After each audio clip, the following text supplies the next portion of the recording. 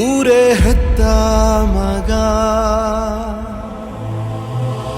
ನಿಂದು ಎಂಥ ತ್ಯಾಗ,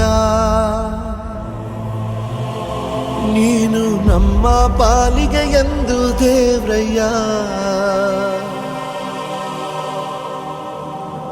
ಕೊಡಲಿ ಏಟ ತಿಂದು